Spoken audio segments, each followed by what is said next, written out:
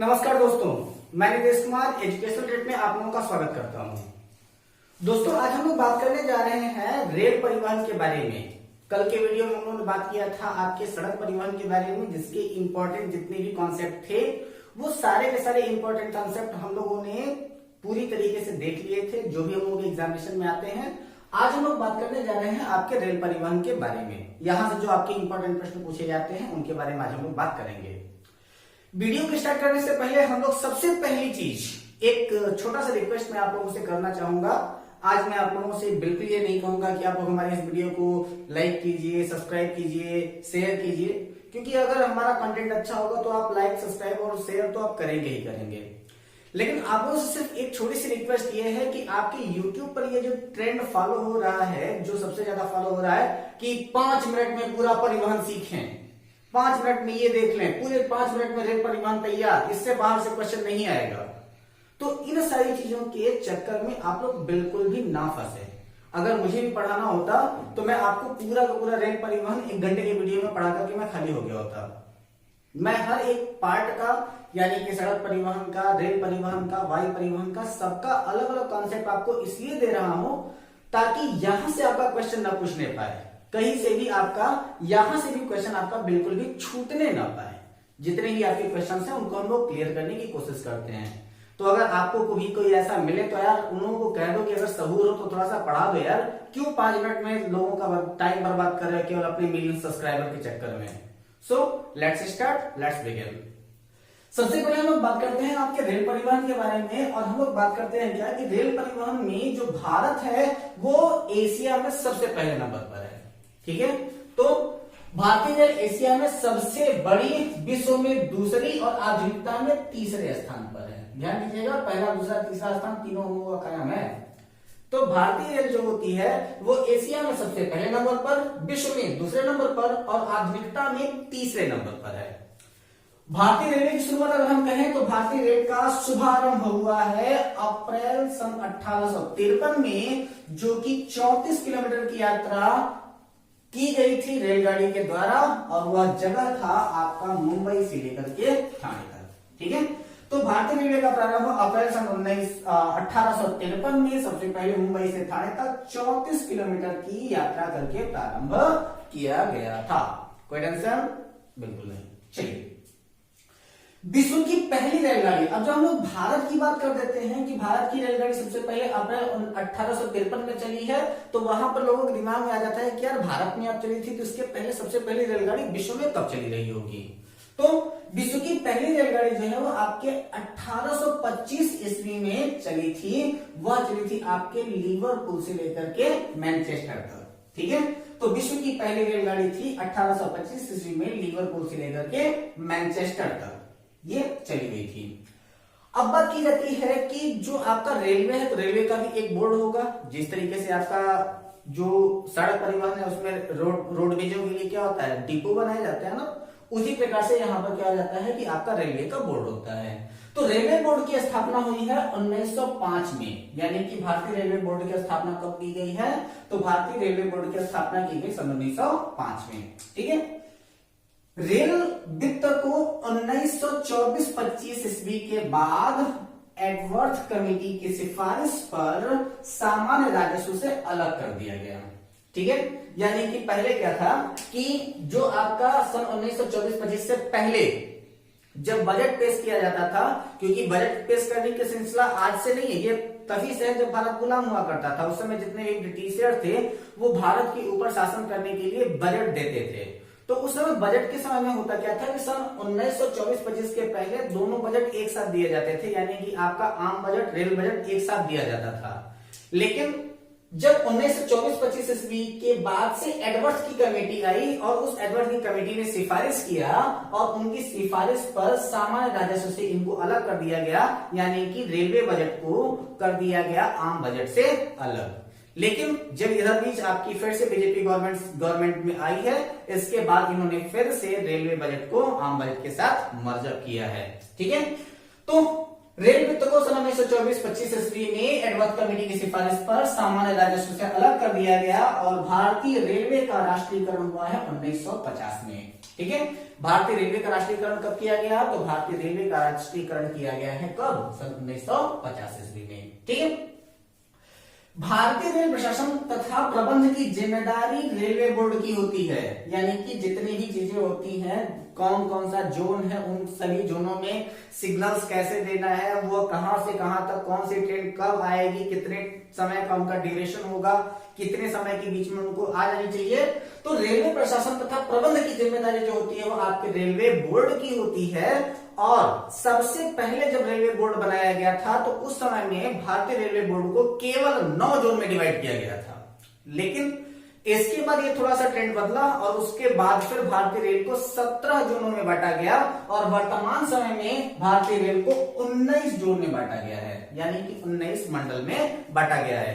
तो अब आपको पता चलेगा कि ये 2 मंडल कहां से बढ़ गए। तो एक्चुअली आपको पता है कि अभी हाल ही में आपका एक राज्य है जिसको कहते हैं आंध्र प्रदेश, तो उस आंध्र प्रदेश का बंटवारा हुआ और आंध्र प्रदेश के बंटवारे के साथ साथ भी वहां पर 2 ट्रेन वहां पर बट गए, यानी कि आपका एक रेल जोन जो हो गया वो आपके आंध्र प्रदेश का हो गया और दूसरा वाला रेल जोन जो हो गया वो आपके तेलंगाना का हो गया। तो वहां पर 2 रेल जोन यहाँ पर आपके बढ़ गए हैं। तो क्या होता है कि भारतीय रेल को 19 मंडलों में बांटा गया है और प्रत्येक मंडल का प्रधान जो होता है उसको महाप्रबंधक कहा जाता है, यानी कि रेलवे जोन का जो सबसे बड़ा अधिकारी होता है, जो उसका प्रधान होता है, उसको हम लोग क्या कहते हैं? महाप्रबंधक। और प्रेजेंट टाइम में सबसे लंबा रेल जोन जो है वो आपका उत्तर रेलवे है। ठीक है, तो ये भी क्वेश्चन पूछा जाता है कि सबसे लंबा रेल जोन कौन सा है? तो सबसे लंबा रेल जोन जो है वो आपका उत्तर रेलवे है और वर्तमान समय में इस उत्तर रेलवे को भी 2 भागों में बांटने की बात चल रही है। देखते हैं कब तक हो जाता है। तो ये तो आपकी हो गई सामान्य जानकारी आपके रेलवे के बारे में, लेकिन आपको पता है कि एक कहानी आप लोगों ने पढ़ी होगी, कक्षा 3 की किताब में है शायद, उमाना की डायरी। और उस उमाना की डायरी में एक बार यह बताया गया था कि जब आप गोवा से बंडराव के बीच में यात्रा करते हैं तो वहां पर 92 सुरंग और 2000 पुलिया है। वह बात की गई है आपके कोंकण रेलवे की। ठीक है, तो यह कोंकण रेलवे जो है वह आपके कोंकण रेलवे महाराष्ट्र के रोहा से गोवा के मडगांव तक जाती है। ठीक है, ये आपका क्वेश्चन ही पूछा गया है कि जो आपका कोंकण रेलवे है वह कहां से कहां तक प्रारंभ की गई थी। तो कोंकण रेलवे जो है वह महाराष्ट्र के रोहा से लेकर के कहां पर? गोवा के मडगांव तक जाती है। ठीक है, इसकी ट्रैक की लंबाई कितनी है? तो इसके ट्रैक की लंबाई जो आपकी कोंकण रेलवे बोर्ड है, तो कोंकण रेलवे बोर्ड जो है यानी कि कोंकण रेलवे बोर्ड जो है वो इसकी लंबाई बताता है 741 किलोमीटर। लेकिन इसकी जगह पर आप ध्यान दीजिएगा इस बात का कि कोंकण रेलवे बोर्ड इसकी लंबाई बताया है कितना? 741 किलोमीटर और एनसीईआरटी की किताब ने इसकी लंबाई को बताया है 760 किलोमीटर। ठीक है, दोनों को ध्यान में रखेंगे। और अगर आप कभी भी एजुकेशनल रिलेटेड कोई एग्जाम दे रहे हो, तो एजुकेशन से रिलेटेड यानी कि शिक्षा विभाग से रिलेटेड अगर कोई एग्जाम दे रहे हो तो ऐसी कंडीशन में अगर आपके पास में आ जाएगा कोंकण रेलवे की लंबाई कितनी है, तो आप डेफिनेटली एनसीईआरटी वाला आंसर टिक करेंगे, यानी कि 760 टिक करेंगे। और अगर आप रेलवे बोर्ड की तैयारी कर रहे हो तो रेलवे बोर्ड की तैयारी करते समय अगर आपसे पूछ दिया जाए कि कोंकण रेलवे की लंबाई कितनी है, तो आप 741 टिक करेंगे। इसलिए मैंने दोनों बता दिया है आपको। ठीक है, तो कोंकण रेलवे महाराष्ट्र के रोहा से लेकर के गोवा के मडगांव तक जाती है। इसके ट्रैक की लंबाई 741 किलोमीटर है। इसका प्रथम संचालन यानी इस कोंकण रेलवे कब से प्रारंभ की गई है? तो कोंकण रेलवे का प्रथम संचालन हुआ है 26 जनवरी सन 1998 को। इससे लाभ लेने वाले राज्य कौन कौन से हैं? तो इसके लाभ लेने वाले राज्य हैं कौन कौन से? आपके महाराष्ट्र, गोवा, कर्नाटक, केरल। महाराष्ट्र, गोवा, कर्नाटक, केरल। महाराष्ट्र, गोवा, कर्नाटक, केरल। ठीक है, तो कोंकण रेलवे से आपका लाभ लेने वाले राज्य कौन कौन से? महाराष्ट्र, गोवा, कर्नाटक, केरल। इस बात का ध्यान रखेंगे आप लोग। ठीक है, एनसीईआरटी के अनुसार कोंकण रेलवे की लंबाई 760 है। अभी मैंने इस चीज के बारे में बता दिया है आपको कि एनसीईआरटी के अनुसार कोंकण रेलवे की लंबाई कितनी। तो एनसीईआरटी के अनुसार कोंकण रेलवे की लंबाई है आपका 760 किलोमीटर। यह रेल मार्ग 146 नदियों, दक्षिण में है ये आपका, और दक्षिण की कुछ छोटी छोटी आपकी नदियां आती हैं जो कि कभी कभी नदियां घूम करके फिर सामने आ जाती हैं। तो इस प्रकार से वो 146 नदियों, यह रेल मार्ग 146 नदियों व धाराओं तथा 2000 पुलों एवं 91 सुरंगों को पार करता है। ठीक है, मैंने आपको बताया था ना 92 सुरंग 2000 पुलिया, तो इसका बारे में ध्यान देंगे कि इसमें क्या है, आपकी 146 नदियों व धाराओं से 2000 पुलों और 91 सुरंगों को पार करता है। और इसमें सबसे लंबा जो सुरंग है उसकी लंबाई है कितना, 6.5 किलोमीटर। ठीक है, तो यहां से आप क्या करते हैं कि जब आप गोवा से लेकर के से आप जब यात्रा करना स्टार्ट करते हैं, तो गोवा से आप केरल की ओर यात्रा करते समय आपके पास कितने सुरंग और कितनी पुलिया पड़ती है, तो 92 सुरंग और 2000 पुलिया पड़ती है। यहाँ पर आपका 91 सुरंग और 2000 पुलिया दिया है एनसीईआरटी के अनुसार, तो आप लोग 91 सुरंग को भी ध्यान में रखेंगे कि 91 आप 91, 92 आप 92 को टिक करेंगे, कोई दिक्कत नहीं है ना। चलिए, अब यहाँ पर बात यह जाती है कि आखिर ये जो आपका कोंकण रेलवे है, इस कोंकण रेलवे को बनाने में भागीदारी किसकी है, तो 3 प्रमुख राज्यों की भागीदारी है, कर्नाटक की, गोवा की और महाराष्ट्र की। तो कोंकण रेलवे के उद्गम में यानी कि इसको बनाने में किसकी भागीदारी है, तो इसके उद्यम में कर्नाटक, गोवा और महाराष्ट्र की भागीदारी है। अब बात करते हैं हम लोग आपकी मेट्रो रेल सेवा की, और भारत की सबसे पहली मेट्रो रेल सेवा आपकी कोलकाता मेट्रो रेल सेवा है, जो कि आपकी पहली भूमिगत रेल सेवा के भी नाम से जाना जाता है। ठीक है, कोलकाता मेट्रो के लिए सबसे पहले जो प्रोजेक्ट बना था वह प्रोजेक्ट बना था सन 1972 में बना था। ठीक है, तो कोलकाता मेट्रो प्रोजेक्ट कब आया, तो कोलकाता मेट्रो प्रोजेक्ट आया था सन 1972 में। इसके बाद 1975 में यह योजना जो है वो अमल में लाई गई, यानी कि इसके ऊपर कार्य करना प्रारंभ किया गया। ठीक है, और सबसे पहली मेट्रो रेल सेवा चली थी कहां से कहां तक, दमदम से लेकर के टालीगंज तक। ठीक है, तो सबसे पहली मेट्रो रेल सेवा कहां से कहां तक चली थी, तो वह आपकी दमदम से लेकर के टालीगंज तक चली थी वेस्ट बंगाल में, इसीलिए इसको कोलकाता मेट्रो की है ये। इस भूमिगत रेल मार्ग की लंबाई जो थी वो थी आपकी कितनी, 16.45 किलोमीटर। ठीक है, तो इसकी रेल मार्ग की लंबाई कितनी थी, तो 16.45 किलोमीटर थी। ये सबसे ज्यादा इंपॉर्टेंट प्रश्न है कि कोलकाता मेट्रो की शुरुआत कब हुई है, तो कोलकाता मेट्रो की शुरुआत हुई है 24 अक्टूबर सन 1984। बार बार का पूछा गया प्रश्न है ये कि कोलकाता मेट्रो का प्रारंभ कब से हुआ, तो कोलकाता मेट्रो का प्रारंभ हुआ है 24 अक्टूबर सन 1984 को। ठीक है, अब बात आ जाती है दिल्ली मेट्रो, तो दिल्ली मेट्रो की शुरुआत कब से हुई है, तो दिल्ली मेट्रो की शुरुआत हुई है 25 दिसंबर सन 2002 को, कहां से कहां तक, 30,000 से लेकर के शाहदरा तक। ठीक है, तो दिल्ली मेट्रो की शुरुआत कब से हुई है, तो दिल्ली मेट्रो की शुरुआत हुई है 25 दिसंबर सन 2002 को 30,000 से लेकर के शाहदरा तक। इसके बाद बात आती है आपके बेंगलुरु मेट्रो की। तो एक्चुअली बेंगलुरु मेट्रो की प्रारंभ जो किया गया था वो बेंगलुरु मेट्रो के नाम से नहीं बल्कि नम्मा मेट्रो के नाम से शुरुआत किया गया। ठीक है, तो बेंगलुरु मेट्रो का प्रारंभ जो है वो आपके नम्मा मेट्रो के नाम से प्रारंभ किया गया था 20 अक्टूबर सन 2011 को। कहां से कहां तक, तो ये था आपका एमजी रोड से लेकर के व्यायामशाला तक। ठीक है, इसके बाद बात आती है आपके मुंबई मेट्रो की, कहां से कहां तक, तो वह है आपका 8 जून 2014 को, कहां से, बरसोवा से लेकर के घाटकोपर तक। ठीक है, तो मुंबई मेट्रो की प्रारंभ कब से कब तक कहां से है, तो वह मुंबई मेट्रो का प्रारंभ हुआ था 8 जून 2014 को, कहां से कहां तक, बरसोवा से लेकर के घाटकोपर तक। ठीक है, इसके अलावा और कई सारे ऐसे राज्य हैं जहां पर मेट्रो रेल सेवा का प्रारंभ हो चुका है। पूरा डिटेल आपको चाहे तो नेट पर आपको मिल जाएगा। तो उसमें आपका जयपुर, चेन्नई, उत्तर प्रदेश में भी मेट्रो रेल सेवा का प्रारंभ हो चुका है। और ये जो आपका उत्तर प्रदेश में जो आपकी मेट्रो रेल सेवा है इसको लखनऊ मेट्रो के भी नाम से जाना जाता है। यानी कि जो अभी प्रेजेंट टाइम में उत्तर प्रदेश में जो मेट्रो रेल सेवा है उसको लखनऊ मेट्रो के भी नाम से जाना जाता है।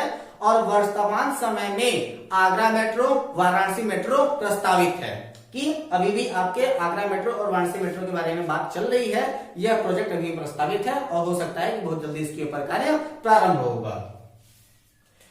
विश्व की पहली मेट्रो रेल कब चली थी? अब भाई हम लोग बात कर रहे हैं मेट्रो रेल की, तो हम लोग को ये भी बात तो जानना पड़ेगा ना कि भारत में तो आपका सबसे पहले कोलकाता मेट्रो है, तो विश्व में सबसे पहले कौन सा था? तो विश्व की पहली मेट्रो रेल लंदन में चली थी। ठीक है, डेट क्या था? वह डेट था आपका 10 मई 1963। ठीक है, तो 10 मई 1963 को विश्व की पहली मेट्रो रेल चली। कहां पर? लंदन में। यह विश्व की दूसरी सबसे लंबी मेट्रो रेल है। ठीक है, लंबाई कितनी है इसकी? 402 किलोमीटर। ठीक है, तो यही क्वेश्चन पूछा जाता है कि लंदन की जो आपकी मेट्रो रेल सेवा है उसकी लंबाई कितनी है, तो वह है आपका 402 किलोमीटर है और लंबाई की दृष्टि से यह विश्व में दूसरे नंबर पर है। ठीक, अब यहां पर एक टेंशन और आ जाती है कि आखिर ये जब ये आपका दूसरे नंबर पर, तो पहले नंबर पर कौन? तो वही छोटी छोटी आंख वाला चीन। तो चीन में जो संघाई मेट्रो है वह विश्व की सबसे लंबी मेट्रो है। ठीक है, तो चीन की संघाई मेट्रो विश्व की सबसे लंबी मेट्रो है। लंबाई है उसकी 434 किलोमीटर। ठीक है, यानी कि 434 किलोमीटर की लंबाई इसकी है। ठीक है, अब कुछ एक एक लाइन की बातें कर लेते हैं, छोटी छोटी बातें। तो रेल इंजन का निर्माण कहां कहां पर होता है? चितरंजन में, वाराणसी में और भोपाल में। वाराणसी इंपॉर्टेंट है इसके लिए, क्यों? क्योंकि इस समय वाराणसी में आपका डीजल इंजन के साथ साथ इलेक्ट्रिक इंजन का भी निर्माण प्रारंभ किया जा चुका है। चलिए, सवारी डिब्बों का निर्माण कहां पर होता है? तो वो होता है आपके परम्बुर चेन्नई में, कपूरथला पंजाब में, कोलकाता में और बंगलुरु में। बंगलुरु में रेल पहिए का निर्माण पहले किया जाता था, वर्तमान समय में वह उसकी कार्य प्रणाली इस समय में रोक दी गई है। इसके बाद फिर रेल इंजन बनाने का नया कारखाना कहां पर है? तो रेल इंजन बनाने का नया कारखाना है माधोपुरा में, जहां पर इलेक्ट्रिकल इंजन बनाए जाते हैं। और इसके बाद आपके मढ़ौरा में, तो मढ़ौरा में आपका क्या है? डीजल इंजन बनाए जाते हैं। ठीक है, तो दो नए कारखाने स्थापित किए गए हैं। एक है आपका माधोपुरा में, वो है आपका इलेक्ट्रिकल, और मढ़ौरा में जो है वो आपका डीजल इंजन इस समय वर्तमान समय में बनाया जा रहा है। यानी कि इस समय में अगर रेल का इंजन बनाने का जो संयुक्त कारखाना अगर हम लोग कह सकते हैं, तो वह आपका कहां पर है? चितरंजन, वाराणसी, भोपाल, माधोपुरा और मढ़ौरा में है। ठीक है, चलिए, रेल पहिया बनाने का कारखाना कहां पर है? तो दिल्ली हिले, छपरा हिले। अच्छा, रेल पहिया बनाने का कारखाना कहां पर है? तो वो आपके छपरा बिहार में है। ठीक है, और रेल कोच की फैक्ट्री कहां पर बन रही है? आपके रायबरेली उत्तर प्रदेश में। तो रेलवे कोच का निर्माण कहां हो रहा है? तो वो है आपके रायबरेली उत्तर प्रदेश में। ठीक, और अभी तक हमारे भारत के जितने भी राज्य हैं उन सभी राज्यों में रेलवे सेवा प्रारंभ हो चुकी है, लेकिन सिक्किम इकलौता ऐसा राज्य है जिसमें रेलवे लाइन नहीं है। ठीक है, यह भी इंपॉर्टेंट क्वेश्चन है कि वह कौन सा ऐसा राज्य है जहां पर रेलवे लाइन नहीं है? तो वह है आपका सिक्किम, जहां पर रेलवे लाइन अभी तक नहीं है। ठीक, अब बात करते हैं सबसे लंबी दूरी की रेलगाड़ी कौन सी है? तो यह है आपकी विवेक एक्सप्रेस, डिब्रूगढ़ से लेकर के कन्याकुमारी तक। तो सबसे लंबी दूरी की ट्रेन कौन सी? तो यह है आपका विवेक एक्सप्रेस, जो कि डिब्रूगढ़ से होते हुए कन्याकुमारी जाती है। ठीक, चलिए, सबसे लंबी दूरी की दूसरी रेलगाड़ी कौन सी है? पहली तो सबको पता रहता है कि वो आपका डिब्रूगढ़ से कन्याकुमारी चलने वाली आपकी विवेक एक्सप्रेस है, लेकिन दूसरी कौन? तो आपको मैं बता दूं कि विवेक एक्सप्रेस से पहले, विवेक एक्सप्रेस सन 2011 से चलना प्रारंभ की है। इसके पहले से चल रही थी एक रेलगाड़ी जिसका नाम है हिमसागर एक्सप्रेस, और हिमसागर एक्सप्रेस दूरी के मामले में दूसरी सबसे लंबी ट्रेन है। सबसे दूसरी लंबी दूरी तक तय करने वाली यह आपकी रेलगाड़ी है, जो जाती है आपके जम्मू तवी से लेकर के कन्याकुमारी तक। कहां से कहां तक? जम्मू तवी से लेकर के कन्याकुमारी तक। तो सबसे लंबी दूरी की ट्रेन कौन सी? विवेक एक्सप्रेस। कहां से कहां तक? डिब्रूगढ़ से कन्याकुमारी। दूसरी ट्रेन कौन सी? तो हिमसागर एक्सप्रेस। कहां से कहां तक? जम्मू तवी से लेकर के कन्याकुमारी तक। चलिए, सबसे तेज रफ्तार की ट्रेन, अभी तक तो आप लोगों के दिमाग में वही शताब्दी चल रही होगी, लेकिन सबसे लंबी दूरी की ट्रेन प्रेजेंट टाइम में ट्रेन 18 है, जिसे वंदे भारत एक्सप्रेस के भी नाम से जाना जाता है। और सबसे तेज रफ्तार की दूसरी ट्रेन कौन सी है? तो सबसे तेज रफ्तार की दूसरी ट्रेन है आपकी दिल्ली भोपाल एक्सप्रेस, या फिर उसी को शताब्दी एक्सप्रेस के भी नाम से जाना जाता है, शताब्दी एक्सप्रेस। ठीक है, तो सबसे तेज रफ्तार की दूसरी ट्रेन आपकी कौन सी है? तो वह है आपकी शताब्दी एक्सप्रेस, या फिर इसी को दिल्ली भोपाल एक्सप्रेस के भी नाम से जाना जाता है। यह आपकी सुपरफास्ट ट्रेन है। चलिए, विश्व का सबसे लंबा रेल मार्ग कौन सा है? तो वो है आपका ट्रांस साइबेरियन रेल मार्ग। ये तो बच्चों की जुबान पर है। विश्व का सबसे लंबा रेल मार्ग कौन सा है? तो आपका ट्रांस साइबेरियन रेल मार्ग है। कहां से कहां तक, ये इंपॉर्टेंट हो जाता है। तो ट्रांस साइबेरियन रेल मार्ग जो है वो आपके लेनिनग्राड से लेकर के व्लादिवोस्टोक तक है। ठीक है, कहां से कहां तक? तो वह आपके लेनिनग्राड से लेकर के व्लादिवोस्टोक तक है। Any doubt? चलिए आगे क्लियर करते हैं।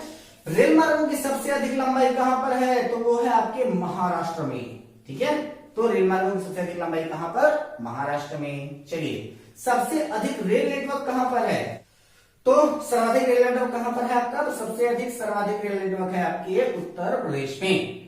सबसे लंबा प्लेटफॉर्म कहां पर है? गोरखपुर उत्तर प्रदेश। योगी जी की जय हो। चलो, सर्वाधिक रेल नेटवर्क कहां पर है? आपके उत्तर प्रदेश में। सबसे लंबा रेल प्लेटफॉर्म कौन सा है? आपका गोरखपुर उत्तर प्रदेश में है। सर्वाधिक कोच वाली ट्रेन कौन सी? तो सर्वाधिक कोच वाली ट्रेन है आपकी प्रयागराज एक्सप्रेस, जिसमें प्रेजेंट टाइम में लगभग 49 डब्बे हैं। पहले उसके 54 थे, अब कुछ डब्बे कम हुए हैं, 49 डब्बे हुए हैं, लेकिन फिर भी वो सबसे अधिक लंबी कोच वाली ट्रेन है, आपकी पैसेंजर ट्रेन है। ठीक है, अगला, इलेक्ट्रिक रेलवे का प्रारंभ कब से हुआ है? तो इलेक्ट्रिक रेलवे का प्रारंभ हुआ है आपका 1925 में। मुंबई बीटी से लेकर के कुर्ला तक यह ट्रेन चलाई गई थी। लेकिन अब बात करते हैं आपके रेलवे गेज की। ये स्पेशल, ये 3 क्वेश्चन जो है वो आपके स्पेशल रेलवे के एग्जाम के लिए है, क्योंकि ये प्रश्न ज्यादातर रेलवे में ही पूछा जाता है और कहीं ये पूछा नहीं जाता है।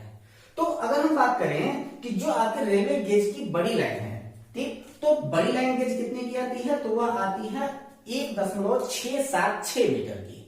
ठीक, तो बड़ी लाइन कितनी है? तो वह सबसे बड़ी लाइन गेज जो है, जो 2 पटरियों के बीच का गेज होता है ना, उसी की बात हम लोग कर रहे हैं। तो सबसे बड़ी लाइन गेज कितनी की होती है? तो वो होती है आपकी 1.676 मीटर की। नैरो गेज सबसे छोटी गेज कितनी की होती है? तो नैरो गेज होती है आपकी 0.610 मीटर की। ठीक है, तो नैरो गेज कितने की है? तो वह आपके 0.610 मीटर की है।